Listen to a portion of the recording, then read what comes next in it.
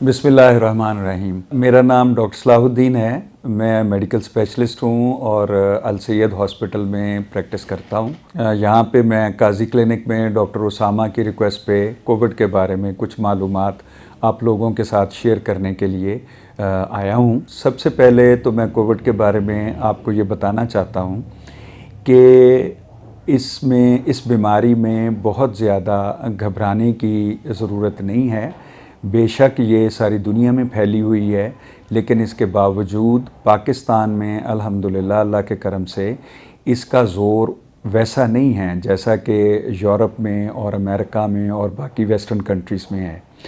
पाकिस्तानी लोगों का जो जेनेटिक मेकअप है वो अल्हम्दुलिल्लाह ऐसा है कि इस बीमारी के अगेंस्ट रेजिस्टेंस जो है वो बहुत अच्छी है। हालांकि हमारा हमसाया मुल्क भारत जो है उसमें इसकी वजह से बहुत तबाही हुई है, लेकिन इसके बावजूद पाकिस्तान जो है वो वहाँ के लोग और हमारे जो साथ के मुल्क हैं अफ़गानिस्तान या ईरान, वहाँ पे इतनी ज़्यादा प्रॉब्लम नहीं आई। उसकी वजह हम लोगों का एक पर्टिकुलर जेनेटिक मेकअप है जिसने हमें इससे बचाने में बहुत मदद दी है। आप लोगों के ज़हन में सबसे पहला सवाल ये होगा कि कोविड असल में क्या बीमारी है। तो इसको इस तरह से समझ लें कि कोविड जो है ये एक नज़ला और ज़ुकाम की एक शदीद किस्म की शक्ल है। सारी ज़िंदगी हम सब जो है बार बार नज़ले ज़ुकाम का शिकार होते हैं, साल में 1-2 दफ़ा जब भी मौसम तब्दील होता है। उसमें बहुत सारे वायरसेस हैं जो इस तकलीफ़ का बायस बनते हैं। उसमें कोरोना वायरसेस भी हैं जिसमें से एक शक्ल ये कोविड-19 है, और उसके अंदर जो है एडिनो वायरसेस हैं, राइनो वायरसेस हैं जो वक्तन फ़वक्तन हमारे ऊपर हमला करते हैं और नज़ला ज़ुकाम का हम लोग शिकार होते हैं। कोविड-19 में जो एक ख़ास बात है वो ये है कि ये सिर्फ़ नज़ला ज़ुकाम तक महदूद नहीं रहता। ये जब नज़ला ज़ुकाम की स्टेज के बाद जब ये फेफड़ों में चला जाता है तो वहाँ जाने के बाद ये 2 काम करता है। एक तो ये खून में फैल जाता है, और खून में फैलने के बाद ये जो खून के सुर्खुलिये हैं उनके साथ अटैच होके उनके अंदर तब्दीलियाँ लेके आता है, जिसकी वजह से खून रगों के अंदर जमना शुरू हो जाता है। दूसरी जो ये जब फेफड़ों के सेल्स के अंदर जब ये कोविड-19 वायरस जो है जब ये जाता है तो ये वहाँ पे पहले स्टेप पे वहाँ पे डिस्ट्रक्शन शुरू करता है। बॉडी जब इसके अगेंस्ट अपना जो इम्यूनिटी सिस्टम है बॉडी का वो जब इसके अगेंस्ट रिएक्ट करता है तो उससे जो एल्वियोलाई जो फेफड़ों के सबसे छोटे जो सेल्स होते हैं, आप इस तरह समझ लें, उनके अंदर फ्लूइड आना इकट्ठा होना शुरू हो जाता है। ये बहुत गाढ़ा और सफ़ेद रंग का एक बहुत ही गाढ़ा फ्लूइड होता है जो कि आसानी से खांसी करने से फेफड़ों से बाहर नहीं आता, जिसकी वजह से मरीज़ को खांसी ज़रूर होती है लेकिन वो खुश्क होती है। अच्छा, और इसके साथ जब ये ब्लड में जब चला जाता है तो वहाँ पे जो केमिकल रिलीज़ होते हैं बॉडी के डिफेंस मैकेनिज़्म की वजह से, उसकी वजह से तेज़ बुखार भी आता है और उसकी वजह से पूरे जिस्म में दर्द भी होती है। इसके अलावा ये कोरोना वायरस जो है नाक में मौजूद जो हमारी ऑल्फैक्टरी नर्व टर्मिनल्स हैं जहाँ से हम सूंघने की जो हमारी हिस पैदा होती है, ये वहाँ पे भी अटैक करता है, और उसकी वजह से बाज़ लोगों में कोरोना की बीमारी के दौरान सूंघने की हिस बिल्कुल ख़त्म हो जाती है, या जायका जो है वो बिल्कुल ख़त्म हो जाता है, या जायका तब्दील हो जाता है, मुंह का जायका कड़वा हो जाता है। तो ये वो बुनियादी अलामात हैं जिसकी वजह से कोरोना का शक जो है वो पैदा होता है। जब आप डॉक्टर के पास जाते हैं और ये अलामात बयान करते हैं तो डॉक्टर के ज़हन में ये बात आती है कि इस मरीज़ को शायद कोरोना ना हो। अच्छा, इसके साथ जो रगों में खून जमने वाली जो इसकी जो एक प्रॉपर्टी है कोरोना वायरस की, ये बहुत ख़तरनाक इसलिए है कि बाज़ मरीज़ों में जिनमें ये खून बहुत ज़्यादा जमना शुरू हो जाता है तो वो किसी वक्त भी हार्ट अटैक का या फालज का बायस बन सकता है या गुर्दों को फेल करने का बायस बन सकता है। इस लिहाज से भी ये बीमारी ख़तरनाक है कि इसमें दिल पे, दिमाग पे या गुर्दों पे फ़ौरी असर आने का इम्कान होता है। इसके अलावा ये जिगर पे भी असर डालता है और बाज़ लोगों में इसकी वजह से यरकान भी होता है। लेकिन मैंने जैसे कि पहले शुरू में अर्ज़ किया कि इससे बहुत ज़्यादा परेशान होने की ज़रूरत इसलिए नहीं है कि इस बीमारी की शिद्दत जो है वो चंद मखसूस मरीज़ों के ग्रुप्स हैं जिनके अंदर पैदा होती है। आम आदमी जिसको वो तकलीफ़ें ना हों उसके लिए इसमें बहुत ज़्यादा ख़तरे की कोई बात नहीं होती। मसलन शुगर के जो मरीज़ हैं, शुगर की वजह से उनके जिस्म का जो इम्यून सिस्टम है और उनकी जो इम्यूनिटी है वो डिस्टर्ब होती है, वो पूरी तरह फंक्शन नहीं कर रही होती, जिसकी वजह से ऐसे मरीज़ों के अंदर इसकी शिद्दत ज़्यादा होती है। इसी तरह से हार्ट फेलियर के पेशेंट्स या रीनल फेलियर के पेशेंट्स या उसके अलावा ऐसे लोग जिनको बहुत ज़्यादा, जिनका ब्लड प्रेशर ज़्यादा है और जिसकी वजह से उनके गुर्दों पे या दिल पे भी असर आया हुआ है, इन तमाम मरीज़ों में कोविड के असरात ज़्यादा भी होते हैं और शदीद भी होते हैं, जिसकी वजह से ऐसे मरीज़ों को अक्सर जो है वो फिर हॉस्पिटल जाने की ज़रूरत पेश आती है। ये तो मुख्तसर सा मैंने तारुफ़ करवा दिया कोरोना की बीमारी के बारे में। आम लोग जैसे नौजवान हैं, बच्चे हैं, ख़वातीन हैं, जिनकी उम्र जो है 18-20 से लेके और 40-45 साल के दरमियान है, उनको अगर कोरोना हो जाए तो उनमें क्या इसकी वजह से क्या प्रॉब्लम आ सकती है। तो उस सिलसिले में जो मेरा पिछले 2 साल में जो मैंने देखा है, मेरा मुशाहिदा ये है कि ऐसे मरीज़ों के अंदर 99% तक लोगों को कुछ भी नहीं होता। चंद दिन की तकलीफ़ ज़रूर होती है, जिसमें मैंने जैसे बताया कि बॉडी में पेन्स होती हैं, बॉडी एक्स, या जिसको हम आप लोग पट्ठों की दर्दें कहते हैं, कमर में दर्द होती है, टांगों में दर्द होती है, सर में दर्द हो सकता है, जायका ख़राब हो जाएगा, मुंह का आपका खाना खाने को दिल नहीं चाहेगा, आपको हो सकता है आपके सूंघने की जो हिस्सा है वक्ती तौर पे वो ख़त्म हो जाए।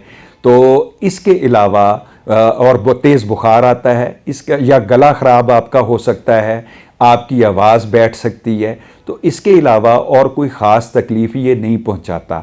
लेकिन इसका मतलब ये हरगिज़ नहीं है कि अगर आपको ये डाउट हो कि आपको कोरोना हुआ है और आपकी उम्र जो है वो 18 से लेके 45 के दरमियान है तो आपको कुछ भी करने की ज़रूरत नहीं, ऐसा भी नहीं है। आपको फ़ौरी तौर पे डॉक्टर के पास जाने की ज़रूरत है, वहाँ वो आपके सारे टेस्ट करवाएं और करवाने के बाद देखें कि इस बीमारी की वजह से कहीं कोई अंदरूनी ख़राबी तो नहीं पैदा हो रही, ताकि उसका बर वक्त पता चले और उसका बर वक्त इलाज हो सके। दूसरी बात ये जो मैंने बताया कि बड़ी उम्र के जो बुज़ुर्ग हैं और जिनको शुगर है या जो हार्ट फेलियर के पेशेंट हैं या रीनल फेलियर के पेशेंट हैं, ऐसे तमाम मरीज़ों या जिनको और बीमारियां हैं, जो ऑलरेडी बीमार हैं, ऐसे तमाम मरीज़ों को इससे बहुत सख्ती से इससे बचाया जाना चाहिए।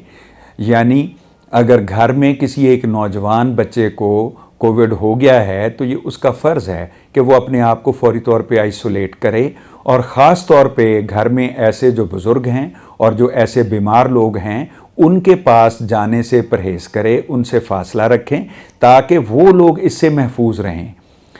दूसरा, घर में कोरोना के मरीज़ होम आइसोलेशन के वक्त अपने कमरे से कम बाहर निकलें और उसके साथ कमरे से अगर बाहर निकलते हैं तो मास्क ज़रूर इस्तेमाल करें। मास्क से बहुत हद तक बचत हो जाती है। आप ज़ाहिर है घर से बाहर जाते हैं, वहाँ पे मिलते जुलते हैं लोगों से, उनमें कोरोना के मरीज़ मौजूद होते हैं, तो उसमें सबसे बेहतर है कि आप मास्क लगा के रखें। जब भी आप ऐसी जगह पे जाएं जहाँ पे लोगों का रश है, ज़्यादा लोग मौजूद हैं, तो मास्क लगा के रखें। वक्तन फ़वक्तन अपने हाथों को साबुन से धोते रहें और अगर मुमकिन हो तो हैंड सैनिटाइज़र अपने पास रखें। हैंड सैनिटाइज़र से आप अपने हाथों को सैनिटाइज़ करते रहें और कोशिश करें कि लोगों से फासला रखें। यानी 3 मोटी चीज़ें, हाथ धोना, मास्क लगाना और सोशल डिस्टेंसिंग।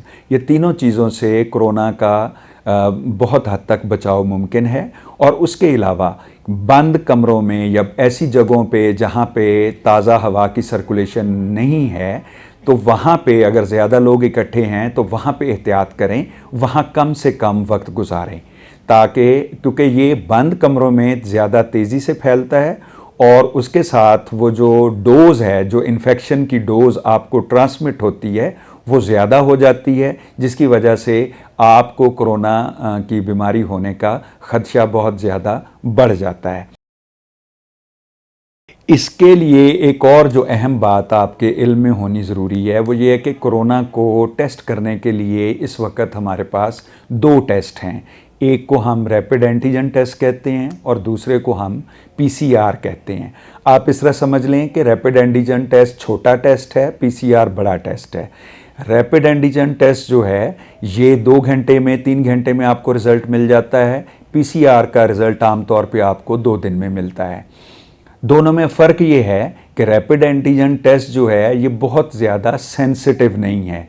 सेंसिटिव से मुराद ये है कि अगर 10 मरीज़ जिनको कोरोना बाकायदा तौर पे तशख़ीस शुदा है, उनका अगर रैपिड एंटीजन टेस्ट करेंगे तो हो सकता है कि 10 में से 5 या 6 लोगों का रैपिड एंटीजन टेस्ट नेगेटिव आ जाए, इसके बावजूद कि उनको कोरोना है। तो इसलिए रैपिड एंटीजन टेस्ट जो है उसका नेगेटिव आना या पॉजिटिव होना ये बहुत ज़्यादा अहम इसलिए नहीं है कि मरीज़ को अगर अलामात हैं और उसके ब्लड के बाकी टेस्ट जिसमें सीआरपी शामिल है, डी डाइमर शामिल है, एलडीएच है, सीरम फेरेटिन है, सीबीसी है और उसका छाती का एक्सरे या एचआरसीटी अगर उसके ऊपर कोरोना की मखसूस निशानियां ज़ाहिर हो रही हैं, तो फिर कोरोना का टेस्ट पॉजिटिव या नेगेटिव हो उससे बहुत ज़्यादा फ़र्क नहीं पड़ता। ऐसे मरीज़ों को कोरोना की ट्रीटमेंट लेनी चाहिए।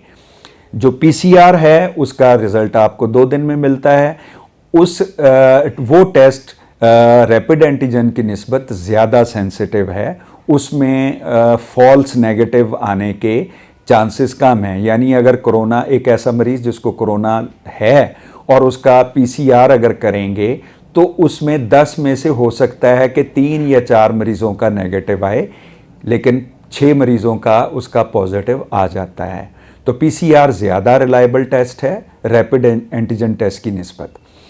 लेकिन जैसे कि मैंने आपको कहा कि डॉक्टर की जो असेसमेंट है वो अगर ये देखता है कि आपके ब्लड मार्कर्स वो उनमें गड़बड़ चल रही है और आपका एचआरसीटी और चेस्ट एक्सरे पे इसकी मखसूस चीज़ें, मखसूस निशानियां नज़र आ रही हैं, तो फिर उसको कोरोना ही समझना चाहिए। फिर आप डॉक्टर के साथ इस बात पे बहस मत करें कि मेरा रैपिड एंटीजन टेस्ट नेगेटिव है या मेरा पीसीआर नेगेटिव है। उस बहस से नुकसान आपका होगा, क्योंकि आप बहस करेंगे, डॉक्टर आपको कोरोना की ट्रीटमेंट नहीं देंगे। जब वो नहीं देंगे तो आपकी बीमारी अगर बिगड़ जाती है, फेफड़ों का ज़्यादा नुकसान हो जाता है, तो वो लामुहाला नुकसान आपका होगा।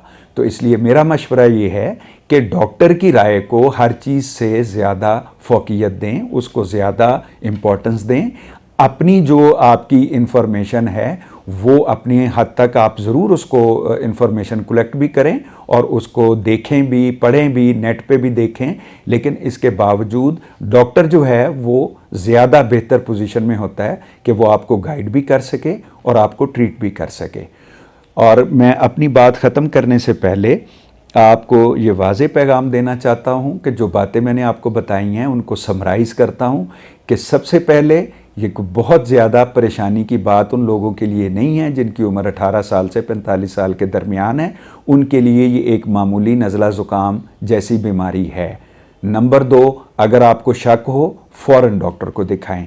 नंबर 3, कोरोना के जो टेस्ट, रैपिड एंटीजन टेस्ट और पीसीआर, इनकी पॉजिटिव या नेगेटिव होने का जो है वो इशू आप डॉक्टर के साथ रेज़ मत करें। डॉक्टर बेहतर पोजीशन में है कि वो आपको डायग्नोज और ट्रीट करे। और चौथी बात, अपने घर में मौजूद बुज़ुर्गों को इस बीमारी से और जो बीमार लोग हैं उनको इस बीमारी से महफूज रखने का पूरा इंतज़ाम करें, क्योंकि ये वो लोग हैं जिनको इससे ज़्यादा ख़तरा है बनिस्बत आप लोगों के। उम्मीद है कि आप लोगों के लिए ये मेरी गुफ्तगू जो है ये फ़ायदेमंद होगी। जज़ाकल्लाह। अस्सलाम वालेकुम।